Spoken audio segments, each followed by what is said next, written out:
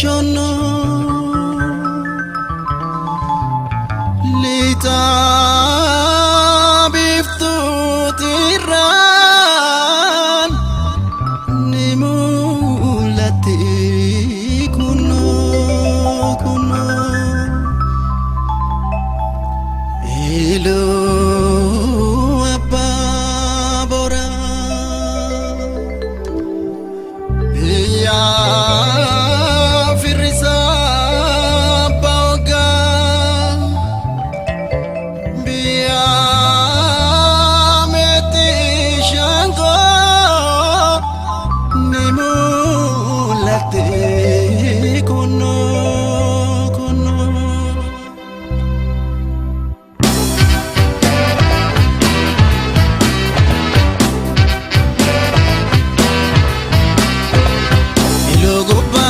Chorrando masai turaba biya jeto biya gota magareto ilugu baranola ilugu bambura chorrando masai turaba biya jeto biya gota magareto ilugu baranola ilugu bambura chorrando masai turaba biya jeto biya gota magareto ilugu baranola ilugu bambura chorrando masai turaba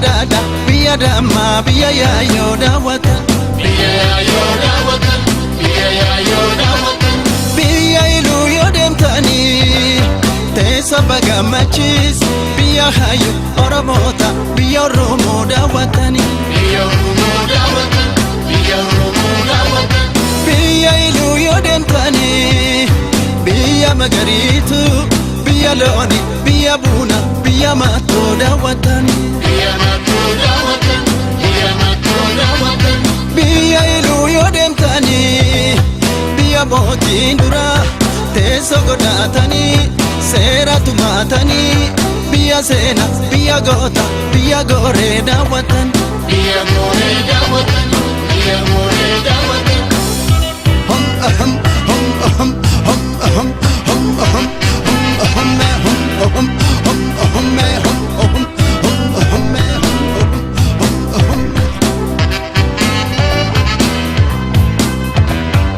Yalola yalolebo yalola yalolebo yalola yalolebo yalola yalolebo ato gamda gabda yalolebo yalola yalolebo gamda biya gabda yalolebo yalola yalolebo isandi namita yalolebo yalola yalolebo yumati mita yalolebo yalola yalolebo yalola yalolebo elele ya mareo elele ya mareo elele ya mareo elele ya mareo ijole lokote mareo elele ya mareo ondom taro kote mareo elele ya mareo aman sinargatil mareo elele ya mareo walernalankatil mareo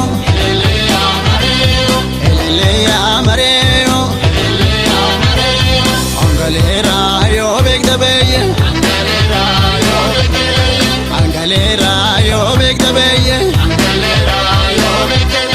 Koto velengota yo begdabeye Angalera yo begdabeye Babate kechabe yo begdabeye Angalera yo begdabeye Lolo velelota yo begdabeye Angalera yo begdabeye Amanti kenabe yo begdabeye Angalera yo begdabeye Angalera yo begdabeye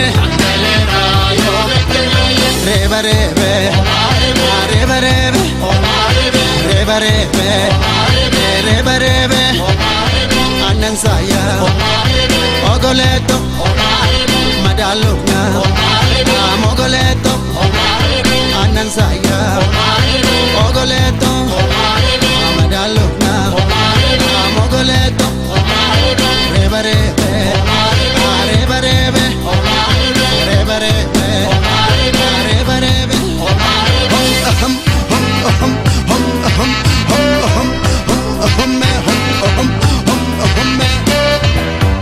ya kola la la la la ya kola la la la ilo kola la la la la ilo kola la la la gore la la la la matu la la la la orumu la la la la ya yo la la la la chora la la la la dele la la la la bacho la la la la dega la la la la la la la la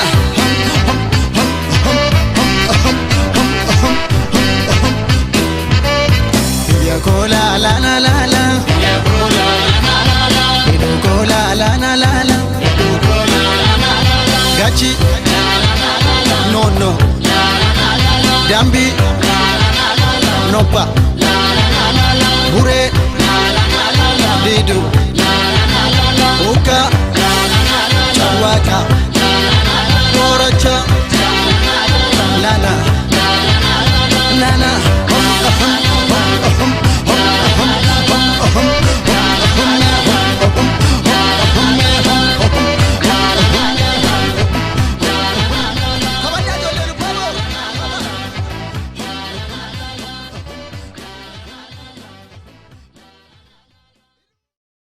lafa lafti raafurame gabbaari kan jedhamu lafa yeroo sanatti akka gabbaree bulu godhamee ejaa kanaatii fi gaaffiin fuunduree kan ta'e lafti kan qotee bulaa han jedhu kanatu socho'aa ture. Biyya keessumaa dhiitame Lubbaaboor jechuun nan danda'a. Lubbaaboor deemee biyya nafxanyaan irratti dagaage. Innaan achi dhaqne sana isaan kun daanyaa yookiin immoo poolisiidha jedhanii beekaniif nuun poolisii yookiin daanyaa jedhanii nu baqatu turan. Maaliif baqatu poolisiif daanyaa? Daanyaaniif poolisiin kan nama hidhu. Labsiin lafaa suni yeroo sanatti uummata sana warra lafarraa fudhatan sana harkaa fuudhee qotee bulaa yeroo sanatti cunqurfamaa ture garboomee jiraatu sanaa kenneera. Nuun gadi baanee uummata keenya aadaa isaanii afaan isaanii innaa barsiifnu mootummaan suni sana hin feene. Kan inni barsiisaa jedhee beebuu jedhaati barsiisaa malee kan biraa keessan seeninaadha. Barattootuma sana gubbaa irratti warra eenyummaa isaanii falman sana irratti miidhaa guddaa qaqqabsiisuudhaaf hedduu carraaqaniiru. Kun amma dhumaatti amma har'aatti waan jiru natti fakkaata. biyya iluu yoo deemtanii teessoo abbaa boraa biyya daadhaa biyya dammaa biyya yaayoo daawwatan. Carraan haalattanii fi baay'een sin galateeffadha dursee. Egaa maqaa koorraa koo maqaan koo Addunyaa Bantiin jedhama. Dhaloonni koo lixa shawaa aanaa Calleyaa kan jedhamu magaala Geedoo maddiitti gandaa Wagidii Koortuu jedhamutti dhaladhe. Wagidiin kan jedhamu magaala Geedoo tabbaa ol ka'aa jiru sana duuba sanarraani tulluu sana wajjin wal qabatee maqaan kun amma waamama jechuudha. Ganda sanatti dhaladhe. Egaa dhaladhee ijoollummaattiin mana barumsaa galee abbaan koo barumsa waan leellisuuf anillee akkan xiqqummaattiin akka mana barumsaa galuu taasise. Innaan mana barumsaa galuu ijoolleen akka koo wayin nangitan yookiin fuulduras ijaa hin jirree fi ijoollee firaa naannoo jiran keessa akka isaan mana barumsaa galan dhiibbaa irratti godhee ana wajjin akka baratan godheera. Isintu akka baratan godha? Abbaa kootu godhe.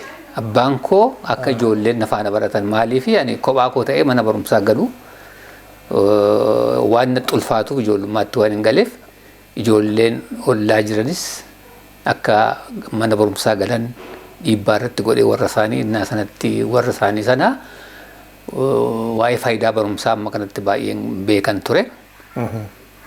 Ijoolleen ollaa sunis ijoolleen firaas akka mana barumsaa galan warra isaanii irratti dhiibbaa godhee akka mana barumsaa galan godheera.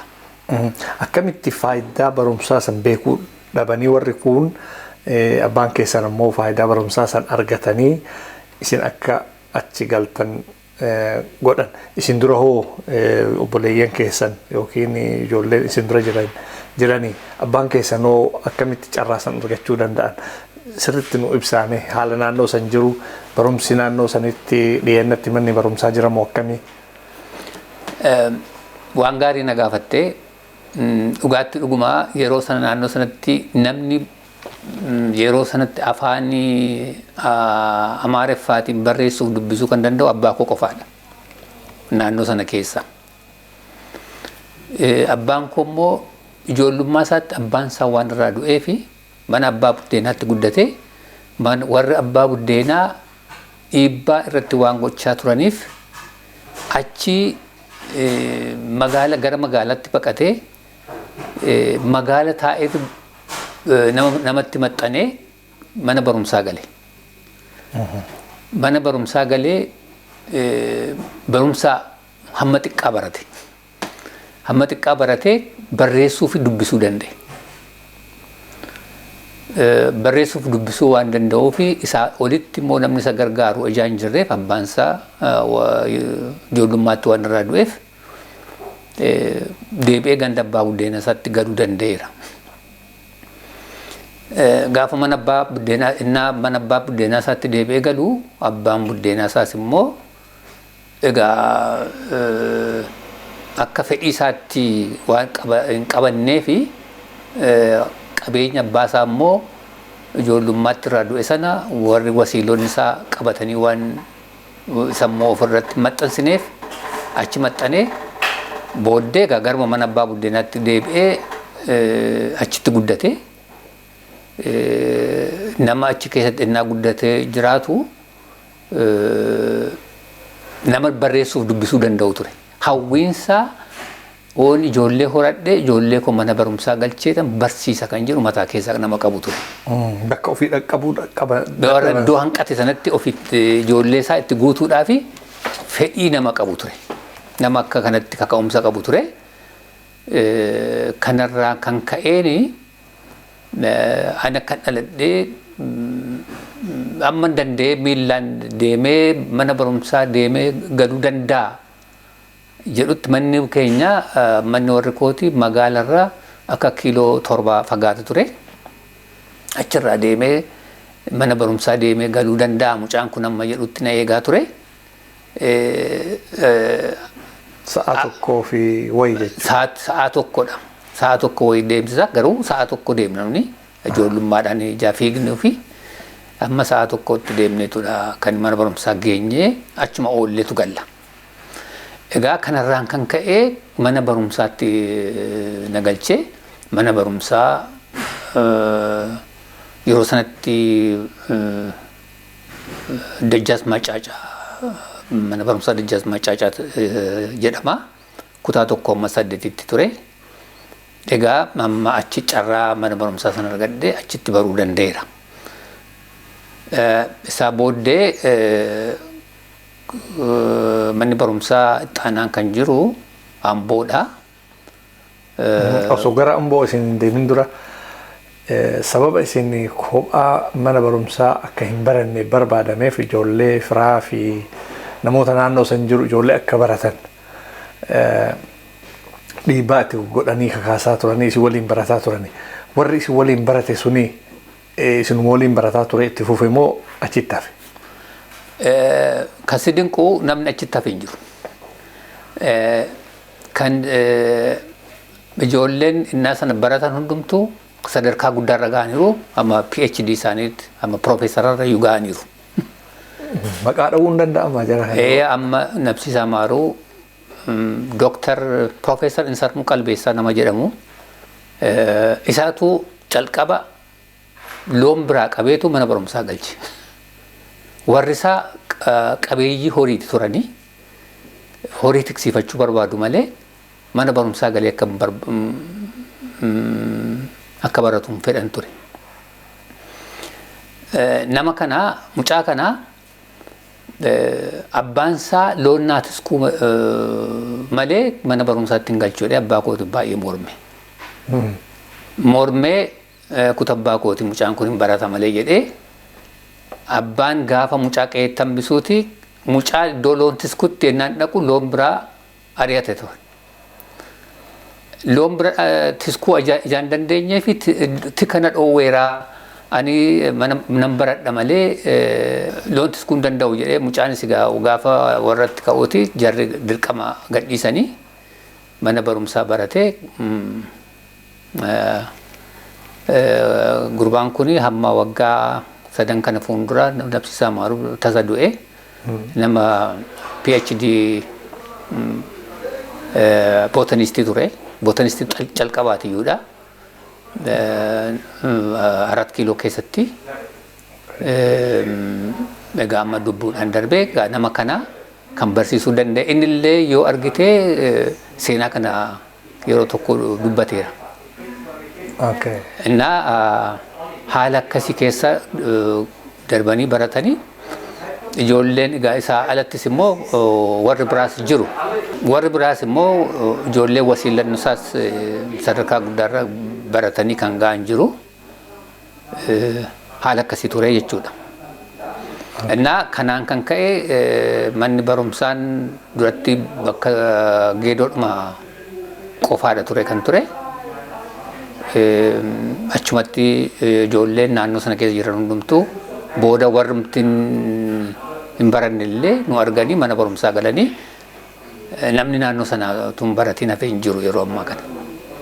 Waan gaariidha. Ka'umsi abbaa keessan irraa ka'ee ganda hunda ga'ee nama hedduu barumsaaf kakaasuun akka of baree naannoo isaatii fi miidhaa isarra galullee ba'u addaan baafatuuf hedduu gargaare. Mee gara Amboo dhuftan achi kutaa 8 gaafa geessan.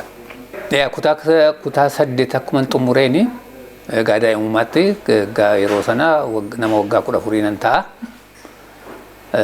Amboo jechuun yeroo sanatti maaraga Hiwoot Qadamaa Hayile Sillaasee jedhama. Amma garuu iddaa jijjiirama yookiin warraaqsaa booddee manni barumsaa suni maqaa isaa jijjiirratee Amboo mana barumsaa olaanaa sadarkaa lammaffaa jedhameetu waamama. Egaa innaa sana achitti hin baradhe.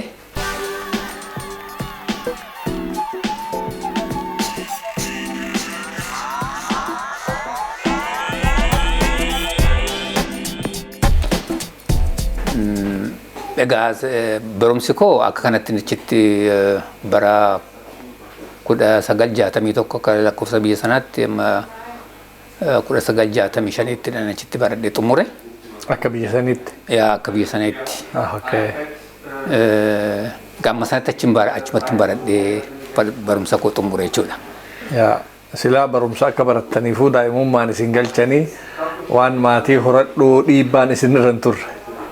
Egaa dhiibbaa karaa barumsaa akkam baranne dhorkuu irratti warri koo amma kana dhiibbaan irraan hin geenye na barsiisuudhaaf garuu ana duwwaa yoo tun ta'in ijoollee obbolaa koo na duubaan baratanii dhiiraa dubaraan hundum isaanii barataniiru. Namni barumsaa ala ta'ee hafee hin jiru. Inni kaan sadarkaa olaanaatti kan ammallee jiranis jiru. Egaa barumsa dhabnee waan itti rakkanne hin qabnu jechuudha. Mee walumaa galatti yeroo sanitti haala barumsaa irratti carraan namni ol ka'eetuma barachuu danda'u hin baradha yoo jedhees ofii beekee hin baradhaa qofa osoo hin taane barachuudhaafis tattaafatee carraan itti barachuu dadhabuun jira naannoo keessanitti yeroo sanitti. Inni jira. Maaltu ture karaa mootummaatiinis haa ta'u karaa dandeettii maatiitii fi haalli hawaasa keessa ture yeroo san. Egaa haalli karaa lama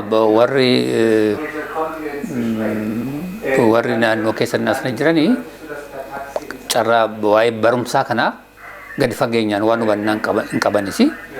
Lammaffaas immoo egaa namni dhaqee mana barumsaa itti dhaqu afaanni kan inni baratu afaan Amaariffaatiin. Afaan Amaariffaa dhaqanii barachuun iyyuu yeroo sanatti uummanni sun sodaa qaba jechuudha. Sodaan samaayidhaa yoo dhaqanii mana barumsaa sana yoo galee nama akka warra tuffatamaa akka ta'etti warri dhiibbaa akkasii waan ofirraa qabuu fi akka fedhetti mana barumsaa sanatti fedhii mana barumsaa sana baay'ee horatee dhiibee dhaqee barachuu ittiin deemne ture. Garuu eddaa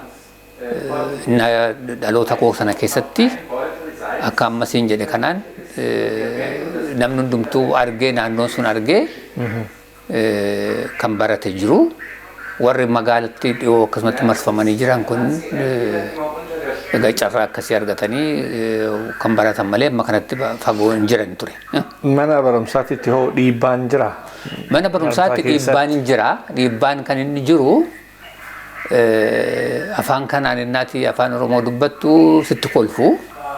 Barataanis sitti kolfa. Barsiisaanis immoo ati akka afaan sana afaan Oromoo sana dubbattu sin godhu. Ijaa kanaatiif akka fedhetti barataan garaadhaan of kennee barachuudhaa fi dhiibbaan akkasii waan jiruuf mana barumsaa sanatti deemuu irratti baay'ee waan hin qabu. Fedhiinsa baay'ee guddaan ture. Egaa nun baay'inni mana barumsaatti yeroo sana waan gallee fi dhiibbaa akkanatti ijoolleen nurratti godhan illee nutti kolfan illee ofirratti lolanneedhuma booda immoo afaan sanas barannee isaan duras dhaabbannee ijoolleen baadiyyaadhaan mana barumsaa achitti galanis caalatti waan ijaa qabaniif of keessatti barumsa dhabanii ijaa turanii fi isaan bira darbuudhaa fi tattaaffii isaan godhan baay'ee cimaa ture. Ijoolleen baadiyyaa yeroodhuma sanatti barumsa sanarratti innaa baratanii warra magaala keessaa qabxiidhaan warra dura jiran malee warra booda jiran miti. Naa akka kanatti booda irra aanuu irratti waan dhufeef isarraan argee immoo booda dhaloonni irratti barachaa kan dhufee fi kanadha. Lammaffaa immoo naannoon sun iyyuu immoo xiiqiin jaalatu. Uummata xiiqii jaalatu miti. Dhiibbaan halagaan irratti godhu hin jaalatu. Keessumatti naannoo sana keessatti dursanii warri maccaaftuu lamaan wal ijaaran suni uummata keessatti gahee guddaa qabu. Gahee guddaa waan qabaniif sanarraan kan ka'e uummanni sun halagaan dhiibbaa halagaan irratti godhu ormi irratti godhu sana cabsee bira darbee deemuudhaa fi waan qopheesse natti fakkaata. Waan gaariidha. Mee waan maccaaftuu lamaallee boodarra itti deebina. Keessattuu akkuma amma kaaftan naannoo sanii namoonni ka'anii maccaaftuu lama akka gadi dhaabatu tattaaffii godhan. Akka fakkeenyaatti namoonni kaasuu dandeenyu yoo jiraate amma Ambootti xumurtan amma waggaa 12 barattan. Amma 12 baradhe. Har'a as jirtanii eessan as dhuftarre? Egaa Amboomatti nafni ani Amboo kan xumuratti calqaba kan hin galee mana leenjii barsiisotaa kolleejjii Finfinnee tan galee akkan galee achi utuun barachaa jiruuti jijjiiramni warraaqsaa dhufe bara sana jijjiirama guddaatu jira ture. Jijjiiramni warraaqsaa innaa dhufu booddee sirni mootummaa Haayile Sillaasee kufee dargiin aangootti dhufee darbe. Aangootti dhufee innaa darbu barattoonni kolleejii adda addaa jiranii yuunivarsiitii haayiskuulii kutaa 10 ol kan jiranii duula akka ba'an labsii baase. Labsii yeroo baasu sana keessatti manneen barnootaa, instituutiin barnootaa, yuunivarsiitiiwwan hundumtuu dhaabbatanii gara duulaatti akka deeman ta'e yeroo sana keessan. Duula maaliiti? Yeroo sanatti duula beekumsa misoomaa fi hojii kan jedhamu afaan Amaariffaatiin irgat babirat kan jedhamutu jira ture. Irqatina Israa Zamachaa jedha. Irqatina Israa Zamachaa kan jedhamu sanadha. Kitaabii wayii mana keenyatti arganis. Yaa. Innaa yeroo sana keessa anis egaa yeroo sanatti kolleejii barumsaa waan tureef achirraa akkan duulu ta'e duula biyya Lubbaaboor deeme.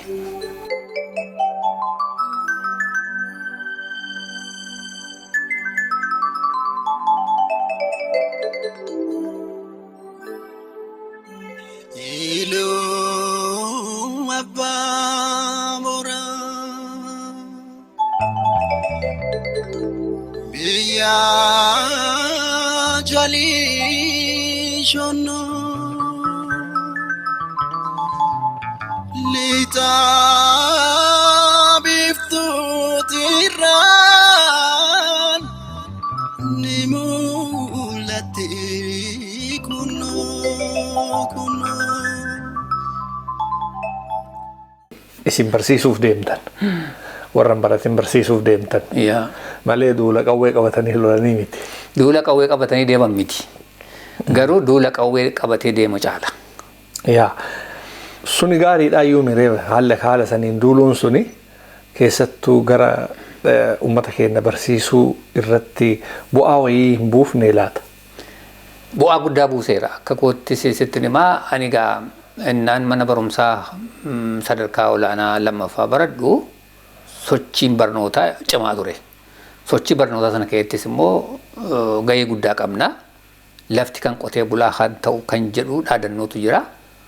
Dhaadannoo sanaanii wal'aansoo guddaa jenereeshiniin keessatti guddadhe sun gochaa ture. Innaan sadarkaa lammaffaa baradhu gaaffii sana keessa warra kaasan keessa hin jira jechuudha. Maal ta'uuf waan san kaase namni yeroo isaanii barattoonni sun ammoo yaanni suni warra garraa baraturraa isin gad dhufe moo asii ol dhufe mee haala jiru caasaa isaa wajjin bal'isaatiin nu hima. Egaa wanni suni dhiibbaa adda addaa of keessaa qaba. Warri duratti lafti isaanii irraa fudhatames Oromoodhuma. Lafti irraa fudhatamee namni Oromoon lafti isaa irraa fudhatamee gabbaarii kan jedhamu lafa yeroo sanatti akka gabbaree bulu godhamee dhiibbaan irra ga'ee Oromoodhuma. Oromoonni achi keessatti sirna sana keessatti sirna Haayile Sillaasee akka hundumaa waan miidhu haa fakkaatu malee yeroo sana keessatti miidhaa guddaan kan ofirraa qabu uummatuma Oromooti. Maaliif lafti isaa irraa fudhatameera. Eenyuun fudhatan? Sirni sun egaa sirna nafxanyaati. Sirni nafxanyaa sun sirna Minilik irraa achi darbee dhufe keessumatti bara Haayile Sillaasee keessa dagaagee miidhaa guddaan keessumaa lafti irraa fudhatame Oromoo irraa aadaan isaa irraa fudhatame seenaan isaa hundumtuu kan irraa fudhatame seeraa sirna tokko jalatti bulu sirna garee tokko duwwaa irratti yeroo sana gubbaa irratti sirna warra bitan keessatti kan jalatti bulu malee kan hunda mirga gahaa qabu miti. Kun quuqqaan sun ijaa keessa jiruu fi walumaa galatti sirna sana gubbaarrattidha kan fincilli kaa'ame. Walumaa galatti akka waliigalaatti egaa akka sabummaa otoo hin fakkaatiin akka waliigalaatti sirna gittaa bittootaa uummata biyya sanaa irratti dhiibbaa qabsiisanii sirni mootummaa sun biyyi sun akka guddina dhoowwetti akka jirutti fudhatameetu wal'aansoon waliigalaa godhamaa ture. Wal'aansoo sana keessa warri quuqama guddaa qabanii Oromoo waan ta'anii fi achi keessatti sirna qabsoo sana keessatti akka inni jabaatee deemu gochaa kan ture ijoolluma Oromooti. Eessumayyuu haa ta'anii eessatti kan kana caalatti bal'isee deemu kanadha. Yeroo sanatti illee mootummaan sun illee waan beeku natti fakkaata. Maaliifi waan adda addaatu mul'ata ture bakka bakkatti ijoolleen Oromoo mana barumsaa keessatti ijoolleen wal bulchuudhaa fi filannoo godhame sana keessatti illee harka lafa jalaatiin ijoolleen Oromoo akka isaan hin filamne illee dhiibbaan guddaa hin godhama ture. Karaa mootummaatiin. Karaa mootummaatiin. Mootummaan kun amma Haayile Sillaaseeti. Mootummaan Haayile Sillaasee. Ijaa kanaatii fi gaaffiin fuulduree kan ta'e lafti kan qotee bulaa han jedhu kanatu socho'aa ture. Suni hamma godaa hamma gubbaatti gubbaa hamma godanaatti gadi bu'aa ture. Keessumatti warri barattoonni sadarkaa biyya alaattis immoo baratanii deemanii biyya Awurooppaattis gurmaa'anii kan turanii karaa akkuma sadarkaa sanaan gara yuunivarsiitii irraa gara sadarkaa lammaffaatti gadi bu'ee sirni sun socho'aa ture jechuudha. Sana keessatti egaa jijjiirraan bara 1966 dhufe sun ijoolleen Oromoo jijjiirama sana akka jirutti fudhataniiru. Akka jiru sanatti fudhatanii labsiin lafaa bara 1966 godhame sun ijoolleen Oromoo fudhatanii labsii sana hojiirra oolchuudhaaf baadiyyaatti bobba'uudhaaf fedhii argamerraa labsiin duulaa barattootaa sun godhame jechuudha. Sana keessatti dhagaa nus immoo kan duulatti ba'uu carraan sun qaqqabeenis gara duuluu danda'e. Akka tasaa immoo biyya keessumaa dhiitame Lubbaaboor jechuun nan danda'a. Lubbaaboor deemee biyya nafxanyaan irratti dagaage. Oromoon garboome. Oromoon doofaa ta'edha. Biyya sana keessatti yeroo sanatti jechuudha. Innaa biyya achi keessatti duulli sun Oromoon nafxanyaan irraa fudhatee garboomse sana warra nafxanyaarraa lafa sana harkaa fuudhuunsaa uummata Oromoo sanaaf carraa tokko ta'eera jechuudha. Amma homaa hin goonee jedhan. Nafxanyaa wanni jedhu kun iyyuu yeroo gara ofiititti as fidanii ittiin geeraruu barbaadan nu nafxanyaa jedhanii amanan. Nafxanyaa santu akkana nu godhee akkanatti lafallee nurraa fudhatee nullee akkas godhee gaafa Oromoon jedhu lakki hin goone waan akkasiituu hin jiruu jedhan. Jiraachuu nafxanyaa san fakkeenya wayiitiin waa kaasanii himuu danda'ama yeroo sanitti. Egaa waan ani duulee ijaan waan hin argee fi akka yookiin kitaaba dubbisee yookiin immoo waan akka biraarraa akka diraamaatti hojjetamee dhaga'e miti.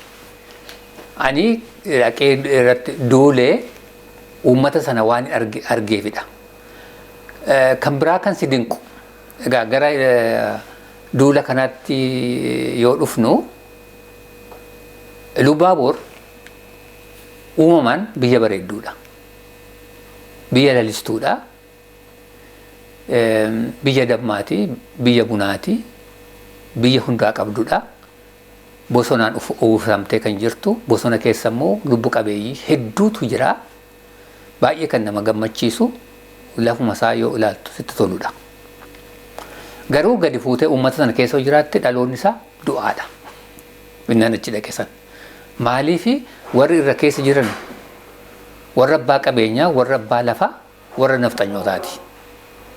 Warra gara biraarraa dhufanii irra qubatanii sirni sun irra qubachiisee dhaloota sana akka inni gabbaree bulu malee akka inni gabbaree isaa qotee isaan jiraachisee kan jiraattu akka kan godhan malee kan ofii isaati ta'ee jiru miti. Bifa kamiin tajaajilu amma uummanni lafa isaanii irraa fudhatan kun bifa kamiin tajaajilu yeroo sanitti?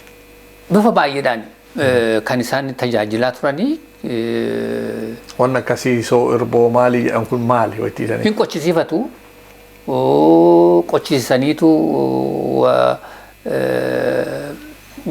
akka irboo wayii waan xiqqaa kennu yookiin immoo akkasumatti itti galanii qotu. Qotanii jiraatu. Kan si dinqu kan biraa dhiisiiti nama magaalaa nuun ijoollee mana barumsaarraa deemnee achitti duulle sana namni dhaloota biyya sanannaan dhaqu sana lagatti baqatu turan ilaalanii nu arganii. Maaliif innaan nu achi dhaqne sana isaan kun daanyaa yookiin immoo poolisiidha jedhanii beekaniif nuun poolisii yookiin daanyaa jedhanii nu baqatu turan. Maaliif baqatu poolisiif daanyaa? Daanyaaniif poolisiin kan nama hidhu sirna sana gargaaree kan hidhu poolisiin sun sirna sana gargaaree kan warra qotee bulaa sana miidhu malee kan isaaniif ta'u waan hin taaneef innaa isaan arganii kan baqatan malee kan isaan warri kun nu tajaajilu jedhanii kan itti dhufan miti yeroo sanatti. Kan si dinqu maalidha jettee nun duultonni otuu nun duuliin dura marsaan tokko achi ga'eera. Marsaan achi ga'e sun Addis Ababa Finfinnee irraa Finfinnee sadarkaa lammaffaa warra baratanii fi yuunivarsiitii irraa achitti duulanii warra achitti duulan sun afaan Oromoo hin beekan tokkoyyuu. Waan hin beeknee fi calluma jedhanii kan achi kaambitti galanii taa'an malee qotee bulaa sanatti ba'anii waan kanaaf kanan sinii gargaarraa godhan jedhanitti dubbatan hin turre. Booda rakkoon sun ijaa dhumee fi nuun warra afaan Oromoo dubbatu bakka adda addaarraa walitti qabaniitu isaan sana wajjin gargaarree akka uummata sanatti ba'u godhame. Innaa dhaqnu warri duraa sun homaan socho'anii ijoolleen innaa sanachitti homaa tokko nu godhan. Lammaffaa immoo ijoolleen magaalaa sun ijoollee uummata baadiyyaa hin beekan. Uummata baadiyyaas hin fakkaatanii uummata sana wajjinis immoo aadaan isaanis afaan isaanis waan wal fakkaatu jaan taanee fi waanuma isaanis warri duultonni sunis itti dhaqanis miti waan namni isaas immoo isaan sana akkuma haayiraarkii oliitti kan fudhatee ilaalu malee kan biraa waan miti jechuudha. Ittuyyuu maxxananii hin baqatu. Edda nuun warra afaan beeknu dhaqne sagantaa kana baasnee waliin deemnee uummata sana akkamitti arguu dandeenya akkamitti beekuu dandeenya edda jennee uummanni sun mana isaa yoo dhaqxu hin baqataa. Dursee nama afaan isaanii dubbatus miti hin beekanii booddee duulli nun gochaa isa calqabaa waa'ee lafaa yookiin waa'ee barumsa biraa kennuu dura ofitti madaqsuudha ture kan hojiin duraa hojjetame. Isaan ofitti madaqsuudhaa fi dhaqnee arginee afaan beeknu afaan Oromootiin itti dubbannee edaa isaan kun Oromoodha isaan kun akka afaan keenya dubbatu kan jedhutti dhufaniitu akka kanatti madaqsineetu booda waa'ee isaanii haasaan calqabame malee calqaba dura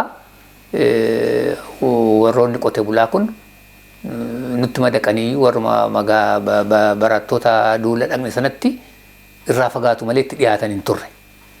Isaa booddeedha kan isaan edda afaan isaanii dubbachuu calqabne edda rakkoo isaanitti qe'ee isaaniis dhaqnee isaan wajjin teenyee akka maatii tokkotti haasofnee haasaa edda calqabne booddeedha.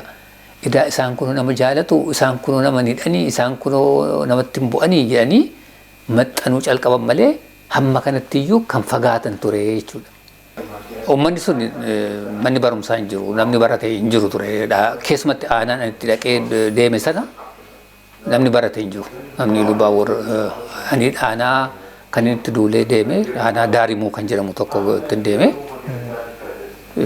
Magaalaa sana keessa Duphaa kan jedhamu magaalaa Daarimuu sanaati, magaalaa sanadha. Mana barumsaa tokkotu jira Daarimuu sana keessa. Magaalattii sana keessa magaalaa aanaa Daarimuu sana, Duphaa sana. Ani kan hin arge ijoollee jaajuwaadha kan baratan. Isaan iyyuu ijoolluma magaalaa keessa warruma abbaa lafaa yookiin warrootuma bitan sanadha malee ijoollee uummata sanaa miti. Sunuu nama ja'a. Nama ja'a duwwaan arge. Barsiisonni 4 turanii, barattoonni nama ja'a turanii, barsiisota sanas dubbiseera'anii maal barsiiftu jennaan ijoollee mana barumsaa dhufan hin jiranii akka isaan baratanis carraan baay'ee kan kennames miti naan jedhani. Maaltu argamee mana barumsaa ijaararree? Egaan sirnuma sanatu mana barumsaa ijoolluma isaanii ittiin barsiifachuudhaaf kan ijaaran yoo ta'e malee uummata sana bal'inaan gargaaruudhaaf waan kenname miti. Egaa maalinni waa'ee mana sulanna gaafattee turte waa'ee mana waa'ee duula sanaa fi waa'ee labsii lafaa sana. Labsiin lafaa suni yeroo sanatti uummata sana warra lafarraa fudhatan sana harkaa fuudhee qotee bulaa yeroo sanatti cunqurfamaa ture garboomee jiraatu sanaa kenneera. Ani kun guddina guddaadhaan ture jedha. Uummanni sun isarraa ka'eetudha inni har'a jiru kun akka Oromummaatti Oromummaa isaa gaaffiitti seene malee yeroo sanatti nama Oromummaa dhiisiiti namuma buddeena nyaachuudhaaf iyyuu gaafachuu danda'u hin turre. Yeroo sanatti ani ji'a 14 duula sanarra ture. Waana sana keessa kan turretti yeroo sanatti dargiin karaa biraa dhiibbaa haa qabaatu haa dhiisu mana barumsaa iddoo 4tti ijaareera. Iddoo 4tti ijaaree Iluu Abbaa Booraa. Iluu Abbaa Booraa aanaa jiru sana keessatti aanaa tokko keessatti egaa mana naannoo biraan beeku iddoon ani keessa ture sanatti mana barumsaa 4 ijaaree kiliinikii ijaareera. Karaan noormaalii namni qoforellaa baafatu malee karaan daandiin konkolaataan irra socho'u sanarratti waan godheera. Namni dammaqinni sun dhufee warra lafa sarara fudhate amma nafxanyaan naa jedhamu warra Amaaraa ofitti fudhataniiti ofitti fudhannaadhaan nuun jedhuudhaan dubbatu garuu sirna sanadhaan kan dubbannu nun. Sirna yeroo sanatti sirni sun miidhaa uummata sanarraan ga'e eenyuun nafxanyaa godhee irratti duulchise abbaa ta'e isaa hin beekama. Eenyuun akka ta'e hin beekama. Oromoodhumti nafxanyaa ta'e iyyuu duulee jiraachuu danda'a. Anillee agarree biyya sana keessatti kan hin arge warruma karaa kaabarraa akka nafxanyummaatti sirna sana tajaajilanii lafti kennamee fi lafti warra biraarraa fudhatamee kennameef waan arge. Kanaafi yeroo sanatti duula sana gubbaarratti carraa kana uummanni akka argatu godheera. Lammaffaa immoo duratti waloodhaan ture mana barumsaa innaa jirru kan qabsaa turre sirna sanarratti. Otuu achi jirru Oromoon gaafa afaan isaati harka lafa jalaan isaa ta'u afaan isaatii barachuu irratti qubeen afaan ittiin baratan afaan Amaariffaa haa ta'u malee afaan akka afaan Oromootti ittiin dubbifamee akka baratamu gochuun uummanni lafa sanarraa lafni sun uummata sanaaf warra dhalootaaf deebi'uun quuqqaa ijaa fidanii fi barattoota jidduutti illee waan akkasii dhalateera. Garaagarummaa uumeera. Maaliifi amma gaafa gara kanatti deemu gara abbaa biyyaa sanatti abbaa biyyummaa sanatti isa garboome sana garbummaa keessa akka ba'u godhamaa ennaa dhufutti kan afaansaa kan aadaansaa harkaa cabe sana gara sanatti haa deemamu jedhamee ennaa dhufu sana lolli ka'ee lolti har'a fakkaatu sun ba'eera. Yeruma sanayyuu. Maal eessa keessatti uumame? Warruma wajjin duulle sana keessatti iddoo lamatti hirameera jechuudha. Kan yeroo sanarraa hamma yoonaatti maddaa ochal dhufedha qabsoon kun. Warri yeroo sana sirrii miti jechuutti warri waliin duullee sirni kun sirrii miti jennee dhufne sun lakki sirni kun akka biraatti ilaalamuu qaba kan jedhanii gaafa Oromoon eenyummaa isaa obbaree lafa isaa ofitti fudhatee afaan isaa dubbachuu gaafa calqabu sana yeroo sanatti afaan isaa guutuutti mirga mootummaa sanaa gadhiisuu yoo haa baatu malee qabsoon yeroo sana godhamaa ture mirga guutuu argachuudhaaf ture. Kan amma har'aatti ittiin adeemaa jiru sun. Innaa haalli sun yeroo sana gubbaarratti uummata sana dammaqsee uummanni sun akka inni obbaruu godhee gaaffii eenyummaasaa abbaa biyyummaasaa gaaffii mirgasaa gaaffii dimookiraasiin ka'aa kan dhufe yeroo sanarraa calqabeetu jechuudha. Innaa kanadha waan duulli yeroo sana godhame keessatti kan inni faayidaa inni fide kanadha jechuudha. Malee sirni sun guutuutti gaaffii uummata sanaa deebiseera tun ta'in dammaqinni uummata sana keessatti uumamee mirga akkasii akka inni kaa'u goosiseera jechuudha. Egaa yeroo sanatti ijaarsonni kun nu qaqqabaniitu nu biratti akka kanatti nu qaqqabsiisan jechuullee yoo baanne keessumaan adda bilisummaa yeroo sana calqabeetu kan inni uumamuu calqabee natti fakkaata. Bara sanarraa eegaleetu jechuudha kan ijoollee Oromoo keessatti dheerachuu calqabe. Keessatti yeroo sanaa Mi'eessoon kan jedhamutu jaarmaan jira kan Dr. Hayilee Fidaadhaan gaggeeffamu. Mi'eessoon warri gaggeessan suni mootummaa wajjin alaansii ta'anii hojjetu turan yeroo sanatti. Beekamaa mootummaa dargii kan wajjin hojjetan isaanidha kan boodas nyaates isumadha. Beekamaadha kun. Mootummaan suni akka Mi'eessoon Dr. Hayilee Fidaafaa harka lafa jalaatiin immoo Oromoo sochoosuudhaaf hojjetan sana gubbaarratti quba qaba. Waan quba qabuu fi sun akka fuulduratti hin tarkaanfannee fi isaanis nyaateera. Sun beekamaadha. Garuu jarri sun yeroo sana ijoollee barattoota keessatti jechuun duraan dursanii akka duraan dursee sii tuquu danda'etti innaa sadarkaa lammaffaa barumsa keessa innaa jirru biyya alaatti ijaaramanii biyya alaarraa gara yuunivarsiitiirraa gara sanaatti siin jedhee sii kaaseen ture. Yeroo sana keessatti immoo innaa warraaqsi kun dho'ee biyya keessa galanii mootummaa dargii sana wajjin ta'anii sochii godhaniiru. Yeroo sana keessatti immoo harka lafa jalaatiin walumaa galatti jedhanii akka biyyaatti haa ijaaraman malee ijoollee kakaasuu keessatti ijoollee Oromoo kakaasuu keessatti gahee guddaa qabu turan. Gaheen sunis achi keessatti waan hojjetaa turee fi raaceta qaba jechuudha achi keessa.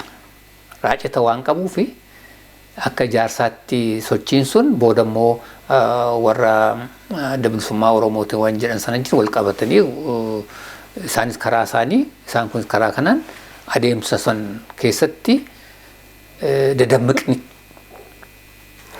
keessumatti barattoota keessatti waan uumame natti fakkaata. uumameeras jechuun danda'ama. Amma gaayyi innaa barattoota keetti iddoo lamatti hirameera innaan siin jedhu hirmaanni sun nurratti miidhaa guddaan fideera. Karaa lama miidhamaa turre. Tokko karma mootummaati. Mootummaan nuun gadi baanee uummata keenya aadaa isaanii afaan isaanii innaa barsiifnu mootummaan sun sana hin feene. Kan inni barsiisaa jedhee beebuu jedhaati barsiisaa malee kan biraa keessan seeninaadha. Nun immoo isa bira dabarree lakki beebuu miti otuun ta'ini mirga guutuu miti jenneetu lollee achi keessatti guutuutti akka eenyummaa isaanii baranii eenyummaa isaaniitiin falmachuu akka danda'an gubbaarratti gahee guddaa hojjechaa turre. Barattoonni yeroo sana immoo kana hin feene warri ani suni nurratti balaa adda addaa uumuudhaa fi keessumatti akka sirna akka paartii biraatti ijaaramanii warri turan paartii kana sirna isaanii wal qabatu sana wajjin ijaaramaa kan turani amma kanatti illee okaasuu baanne barattoota eenyummaa Oromoo sana balleessuudhaaf ajjeesuudhaaf isaa ta'u daba hedduu hojjetaniiru. Hunduma keenya irratti iyyuu yeroo sanatti egaa qabsoodhumaan ofirraa baafnee jala hulluuqnee baane malee. Yeroo sanatti warri ijoolleen eenyummaa isaaniitiif falman sana karaa lachuuyyuu hin qabnu. Karaa mootummaas haa ta'u karaadhuma ofumaa isaaniitiifu. Karaa warma dursanii warrootiinsa abbootiin isaanii bitaa turan sun amma bifa biraatiin ijaaramanii bifa biraa qabatanii barattootuma sana gubbaarratti warra eenyummaa isaaniif falman sanarratti miidhaa guddaa qaqqabsiisuudhaaf hedduu carraaqaniiru. Kun amma dhumaatti amma har'aatti waan jiru natti fakkaata. Chora no bunno bae ilubba borio bente beye beye Dora ni rambure bae sibe matu nurum bae beye dari mumbai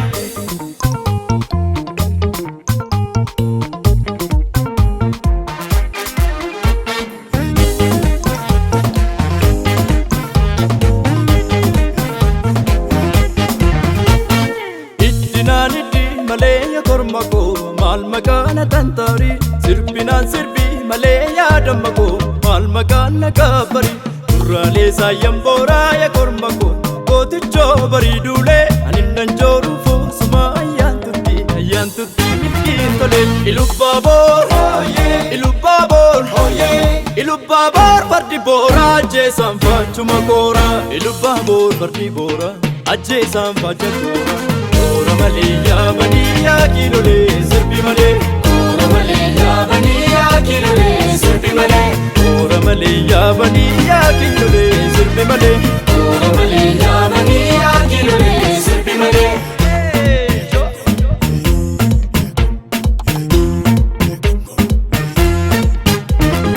Irra keessa qotanna sangaan keenya battali bar sangaan keenya battali Irra keessa koofallaa garaa keenya gargari garaa dhiiran beekani. Kanniisni farsoon soortuu yaa korma kooyee dama bifaatti sonti nantuu beendaa marran teessoo korma kooyee eeraa kooftaama kootee borri booraa ajjeesaan foocha kooraa borri booraa ajjeesaan foocha kooraa.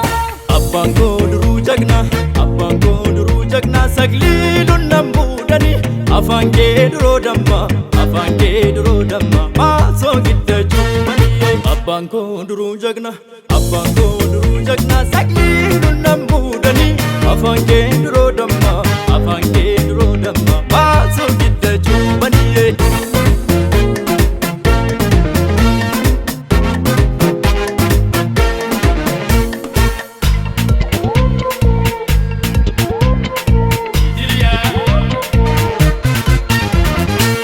Kodi sirbi kulle ya damako horte warra dalame asasidi saskomme ya damako arga fansi belabe ibnulle wanu narbu ya kormako bila kichumurani bambane bergatane ya kormako game santa kalani sabibatu kulashi sone mudin sabbata sirbitu sirvashi onne mana ditata Finfinnee maana dhiittan. Warra waajuutti sirbu yaa korma kooyee allee harkaan naasisu sirbituu silaa hiikoo yaaletta kooyee daabala natteessisu borri boora ajjeesaan faacha koora borri boora ajjeesaan faacha koora. Yaatumaa shangoomeetti kumaan kan shangoomeetti beekoonee filattuudha waan baaneef sila taane waan baaneef sila taane waan sichi malachuudha. Kalamaayee kalamaayee kalamaa jaboru duruu sirraa lolu. Kalamaayee kalamaayee kalamaa jaboru duruu sirraa lolu.